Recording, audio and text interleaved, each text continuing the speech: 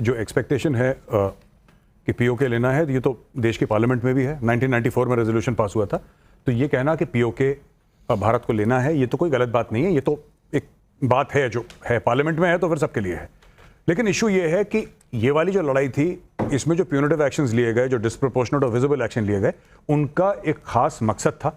This was essentially an anti terrorist operation, एक तरीके से हम कह सकते हैं, ये वॉर नहीं था। तो जो लोग कह रहे हैं कि हम लोग कर रहे थे पीओके ले लेते, पीओके में सिर्फ पाकिस्तानी फौज नहीं है, पीओके में पीएलए भी है, चाइनीज आर्मी भी है पीओके में। उसका कारण यह है कि सीपैक गिलगिट बाल्टिस्तान से होकर आती है। ये पूरा एरिया, हम लोग पीओके बोल के हम गिलगिट को भूल जाते हैं, वो भी भारत का अभिन्न अंग है, वहां पे चाइनीज आर्मी भी है। पहली बात तो ये मैं आपको बता दूं, वो भी होगा, लेकिन उसके लिए आपको बहुत तैयारी चाहिए। ये 10, 12, 13 दिन की तैयारी में, ये देखिए ना, बात यह है कि इनको समझ नहीं है, या फिर ये सरकार को घेरे हैं, इनका काम है। मैं तो पॉलिटिशियन नहीं हूं, मैं कोई किसी कांग्रेस बीजेपी का तो नहीं हूं, तो मुझे इनका कोई आइडिया नहीं है क्या क्या बोलते हैं, क्यों बोलते हैं। पर जो वो कौन से आम आदमी पार्टी के थे, आई थिंक कोई लीडर थे, जी माफ कीजिएगा, वो कह रहे थे, मुझे लगता है थोड़ी सी बात इलॉजिकल है, वो चढ़ाने वाली बात है कि अरे हम पीओके, ऐसे थोड़ा ना होता है, ऐसे थोड़ा ना होता है। वहां पे आपके हजारों लाखों सैनिक फंस जाएंगे। ये बोलना दिल्ली में बैठ के एसी में बड़ा आसान है, हो सकता है, लेकिन अभी वो मौका नहीं है। This is not the right time, क्योंकि आपका उद्देश्य क्या था पहलगाम का? आपने ये बोला कि पहलगाम में हो गया है, आपका पहलगाम एक बहुत बड़ा आतंकी हमला हो गया है, अब आपको हिट बैक करना है पाकिस्तान को, आतंकी। और आपने हिट बैक किया, ऐसा किया कि कमर तोड़ के रख दी आपने पाकिस्तान की। लेकिन अश्विनी कुमार जी, मैं ये पूछना चाहती हूं कि क्या विपक्षी पार्टियां सिर्फ एक मखौल के तरीके से इस बात को कहती हैं? सचिन पायलट कह रहे हैं, संजय सिंह आम आदमी पार्टी से कह रहे हैं, ये मखौल की बात नहीं है। अगर इतना आसान होता तो आपकी सरकारें ले लेती पहले।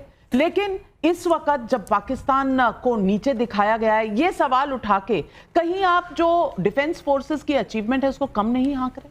नाविका जी, पहले तो एक डिफरेंशिएशन कर दो कि सरकार अलग है और सेना अलग है। क्योंकि जब भी हम सरकार से सवाल करते हैं, आप बोलते हैं हम सेना से सवाल कर रहे हैं। जब भी हम सेना की सरकार सवाल उठाते हैं, आप बोल रहे हो कि आप सेना की बेइज्जती कर रहे हैं। और उसी वक्त आप ये भी कह रहे हो कि मोदी जी जाते हैं, सरकार के नुमाइंदे हैं, वहां जाते हैं और सेना का मनोबल बढ़ा रहे हैं, तो वो सेना को रिप्रेजेंट कर रहे हैं। तो पहले ये एक लाइन क्लियर कर दो कि सरकार पे सवाल उठाना, सेना पे सवाल उठाना, दोनों अलग अलग बातें हैं। वॉर सिचुएशन में आप क्या मानेंगे? वॉर सिचुएशन में क्या मानेंगे? नहीं, मुझे सुशांत सरीन बताइए, क्या वॉर सिचुएशन में सरकार और सेना अलग है? कॉन्स्टिट्यूशन का हमें राइट देता है। नहीं मिश्रा जी, हाँ राइट देता है। वॉर सिचुएशन में सवाल कर सकते हैं। नहीं, आप सवाल कर सकते हैं, लेकिन ये सवाल इस वक्त क्यों? आप डिक्लेयर कर दीजिए कि इमरजेंसी चल रही है, आपका आर्टिकल 19 एग्जिस्ट नहीं करता। आपने सवाल उठाया, उसका जवाब सुन लीजिए।